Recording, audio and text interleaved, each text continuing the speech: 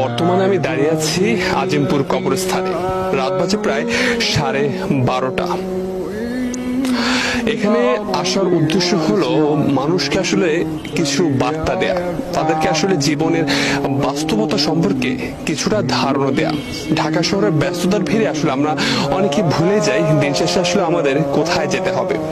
আপনি যদি দেখেন এখানে প্রায় হাজার হাজার কবরস্থান রয়েছে। আমরা আসলে আপনাদেরকে একটু ঘুরে দেখাতে চাই জীবনের করুণ বাস্তবতা। দেখুন, পরিবেশটা দেখুন এবং এই কবরস্থানগুলোর দিকে একবার তাকান।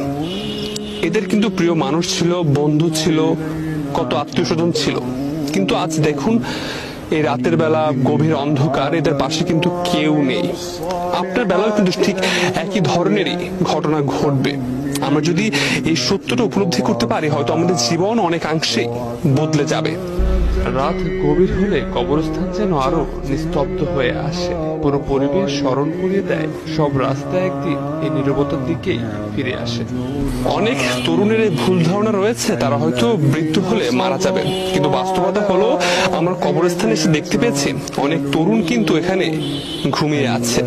তারা কিন্তু চলে গেছে পৃথিবী ছেড়ে। এবং আপনি দেখেন আমার সামনেই কিন্তু একটি কবর রয়েছে যেখানে আমাদের মতো তরুণী কিন্তু ঘুমিয়ে আছে চিরনিদ্রায়।